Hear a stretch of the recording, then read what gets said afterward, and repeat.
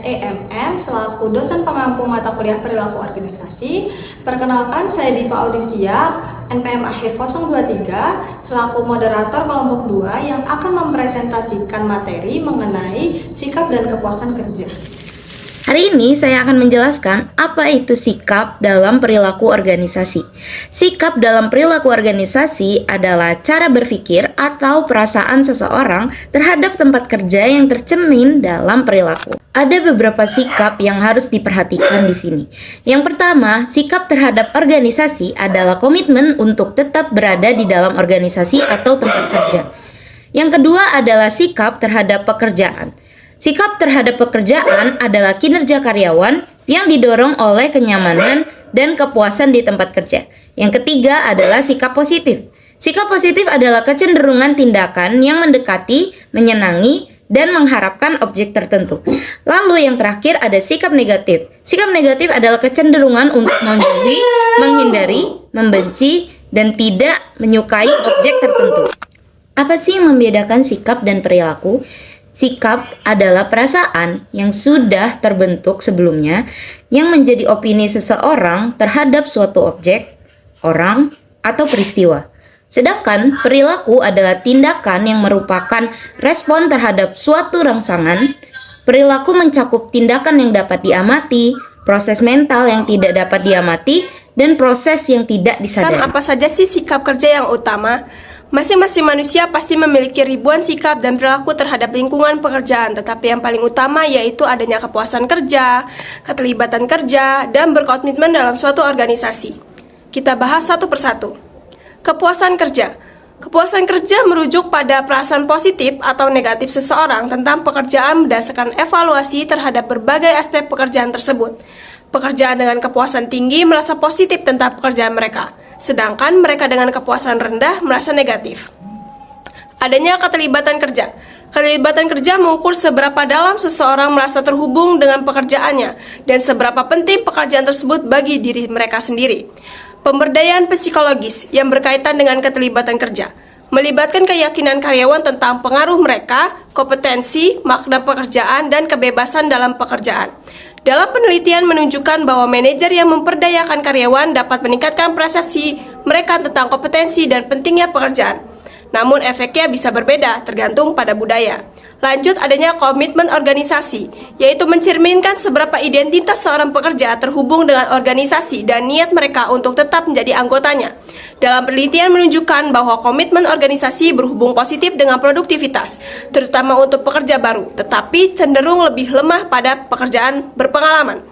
Pekerjaan yang merasa pemberi kerja tidak memenuhi janji mereka cenderung kurang berkomitmen, yang dapat menurunkan kinerja kreatif mereka. Dukungan organisasi yang dirasakan atau POS dan keterlibatan karyawan. Dukungan organisasi yang dirasakan atau POS adalah sejauh mana karyawan percaya bahwa organisasi menghargai kontribusi mereka dan peduli terhadap kesejahteraan mereka. Karyawan menganggap organisasi mereka bersifat sportif ketika mereka diperlakukan adil oleh sesama anggota organisasi, memiliki hubungan baik dengan organisasi, dan menganggap praktek organisasi mereka bersifat suportif, berkembang, dan adil. Selanjutnya yaitu keterlibatan karyawan. Keterlibatan karyawan adalah tingkat antusiasme karyawan terhadap pekerjaan mereka. Keterlibatan karyawan mewakili kombinasi sikap seperti kepuasan dan komitmen. Namun lebih dari itu, yang berarti sesuatu seperti pengabdian atau memberikan hati dan jiwa Anda kepada pekerjaan Anda. Keterlibatan karyawan menjadi peran penting bagi sebagian organisasi untuk mencapai tujuan dari organisasi tersebut. Tingkat keterlibatan menunjukkan banyak hasil yang dapat diukur. Tinjauan atas keterlibatan tersebut menunjukkan bahwa keterlibatan karyawan berhubungan dengan kinerja karyawan dan organisasi.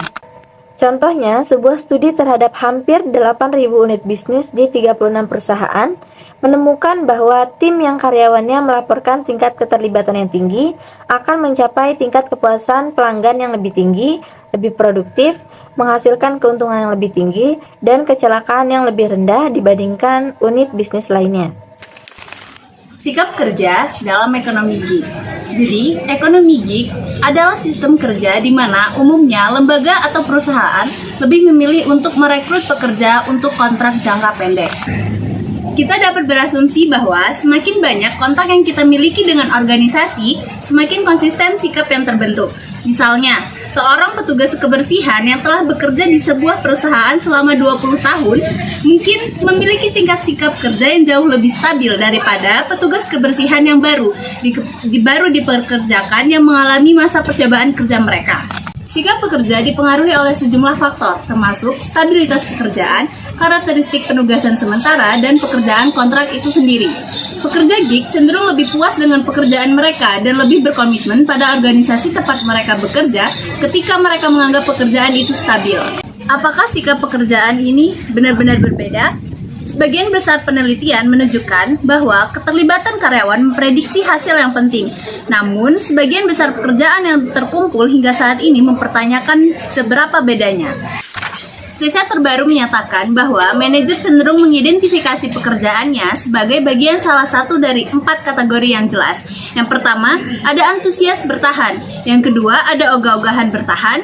Yang ketiga, ada antusias pergi atau berencana untuk pergi. Dan yang keempat, ada ogah-ogahan pergi atau tidak berencana untuk pergi tetapi seharusnya pergi. Kepuasan kerja adalah tingkat kepuasan individu terhadap pekerjaannya yang mencakup berbagai aspek seperti tanggung jawab, lingkungan kerja, peluang pengembangan karir, hubungan dengan rekan kerja, dan imbalan. Lalu, bagaimana kita mengukur kepuasan kerja? Mengukur kepuasan kerja melibatkan beberapa metode untuk mendapatkan gambaran yang secara komprehensif untuk mengetahui bagaimana perasaan karyawan terhadap pekerjaannya. Ada beberapa metode umum meliputi wawancara, survei kepuasan kerja, observasi, diskusi kelompok fokus, dan absensi. Seberapa puaskah orang dengan pekerjaannya? Kepuasan kerja dapat bervariasi secara signifikan antar individu dan kelompok dalam organisasi. Faktor-faktor seperti tanggung jawab, tingkat tanggung jawab, jenis pekerjaan, kondisi kerja, kompensasi, dan tidak adanya peluang berkarir, semuanya itu dapat mempengaruhi kepuasan karyawan dalam pekerjaan mereka. Beberapa survei global mengatakan bahwa sebagian besar karyawan merasa puas dengan pekerjaannya, namun selalu ada persentase merasa tidak puas dengan alasan seperti gaji yang tidak memadai, tidak adanya peluang perkembangan karir, atau lingkungan kerja yang tidak menyenangkan. Secara umum, memahami dan meningkatkan kepuasan kerja adalah proses berkelanjutan yang memerlukan umpan balik yang konsisten dan tindakan perbaikan yang tepat. Selanjutnya, apa aja sih faktor-faktor yang menyebabkan kepuasan kerja? Pertama, kondisi pekerjaan. Secara umum, pekerjaan menarik yang memberikan pelatihan, variasi, kemandirian, dan kontrol dapat memuaskan karyawan. Selain itu, pekerjaan yang memiliki interaksi sosial yang positif, lingkungan kerja yang sehat, dan fasilitas yang memadai dapat meningkatkan kepuasan kerja. Serta pekerjaan yang memiliki kepemimpinan yang baik dapat mempengaruhi kepuasan kerja melalui kualitas interaksi mereka dengan karyawan. Kedua, kepribadian dan perbedaan individu. Seseorang yang memiliki evaluasi diri inti yang positif atau orang yang percaya pada nilai dan kemampuan diri mereka cenderung lebih puas dengan pekerjaannya dibandingkan dengan mereka yang memiliki evaluasi diri inti yang negatif. Selain itu, penelitian menunjukkan bahwa orang cerdas cenderung lebih puas dengan pekerjaannya karena mereka mencari pekerjaan kompleks yang memuaskan keingintahuan intelektual mereka. Dan penelitian menunjukkan bahwa seseorang cenderung lebih puas ketika minat mereka sesuai dengan pekerjaan mereka.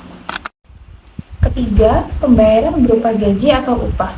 Seseorang cenderung lebih puas ketika gaji yang mereka terima sesuai dengan ekspektasi dan lebih tinggi dibandingkan dengan orang lain yang melakukan pekerjaan serupa. Namun, hubungan antara gaji dan kepuasan kerja ini tidak selalu linear. Setelah seseorang mencapai tingkat penghasilan yang cukup untuk memenuhi kebutuhan hidup sehari-hari, pengaruh gaji terhadap kepuasan kerja cenderung menurun. Artinya, kenaikan gaji setelah mencapai titik tersebut mungkin tidak memberikan peningkatan signifikan pada tingkat kepuasan kerja. Kinerja pekerjaan. Pekerja yang bahagia cenderung lebih produktif dalam bekerja. Individu yang memiliki kepuasan kerja lebih tinggi bekerja dengan lebih baik, dan organisasi yang lebih banyak karyawan yang puas lebih efektif dibandingkan organisasi yang memiliki sedikit karyawan yang puas. Selanjutnya yaitu perilaku kewarganegaraan organisasi atau OCB. Kepuasan kerja tampaknya menjadi faktor penentu yang signifikan terhadap perilaku kewarganegaraan organisasi atau OCB atau citizenship behavior. OCB meliputi tindakan seperti berbicara positif tentang organisasi, membantu rekan kerja, dan melakukan pekerjaan melebihi ekspektasi biasa. Bukti yang menunjukkan bahwa kepuasan kerja memiliki korelasi yang kuat terhadap OCB adalah orang-orang yang puas dalam pekerjaannya cenderung terlibat dalam perilaku kewarganegaraan organisasi. Baik, selanjutnya ada kepuasan pelanggan dan kepuasan hidup. Yang pertama ada kepuasan pelanggan. Membangun sebuah bisnis dengan jangka panjang untuk memberikan keuntungan dan keberhasilan merupakan suatu hal yang diharapkan. Kepuasan pelanggan sangat amat penting untuk membangun bisnis jauh lebih maju dan untuk meningkatkan keuntungan bagi perusahaan. Secara singkat, arti kepuasan pelanggan adalah suatu hal yang dicari atau dibutuhkan konsumen untuk memenuhi kebutuhan yang dibutuhkan. Ada beberapa faktor yang mempengaruhi kepuasan pelanggan dengan kualitas produk, harga, kualitas pelayanan, promosi, dan strategi pemasaran. Karena kepuasan pelanggan adalah hasil penting dalam industri jasa, oleh sebab itu para pekerja harus terus meningkatkan kepuasan dan loyalitas para pelanggan. Dan selanjutnya ada kepuasan hidup. Kepuasan hidup berbeda dengan kepuasan pelanggan. Kepuasan hidup seseorang merujuk kepada penerimaan seseorang terhadap keadaan kehidupannya serta sejauh mana seseorang itu dapat memenuhi apa yang dikendalinya secara menyeluruh. Kepuasan hidup merupakan salah satu komponen pokok dari kesejahteraan individu. Di sini saya akan mempresentasikan tentang ketidakpuasan kerja dan perilaku kerja kontraproduktif. Ketidakpuasan kerja adalah perasaan tidak senang terhadap lingkungan kerja, tanggung jawab kerja, atau pengalaman kerja seseorang secara keseluruhan. Ketidakpuasan kerja itu terjadi ketika seseorang tidak senang dengan pekerjaannya. Lalu dampak negatifnya yaitu seperti tidak adanya pengakuan atas pekerjaan atau prestasi mereka dan juga gaji atau tunjangan mereka yang buruk. Lalu selanjutnya yaitu ada perilaku kerja kontraproduktif. Yang dimaksud dengan perilaku kerja kontraproduktif adalah perilaku yang dimaksudkan untuk memberi efek merusak atau mengganggu suatu organisasi dan anggotanya. Lalu ada 5 jenis perilaku kerja kontraproduktif menurut Spector and Fox. Yang pertama yaitu ada kekerasan, seperti penghinaan dan komentar yang buruk. Yang kedua yaitu ada ancaman. Yang ketiga yaitu ada menghindari pekerjaan, seperti terlambat kerja. Yang keempat yaitu ada merusak kerja, seperti melakukan kerja yang tidak benar. Yang kelima yaitu mencuri. Sekian presentasi dari kelompok kami. Saya ucapkan terima kasih. Wassalamualaikum warahmatullahi wabarakatuh.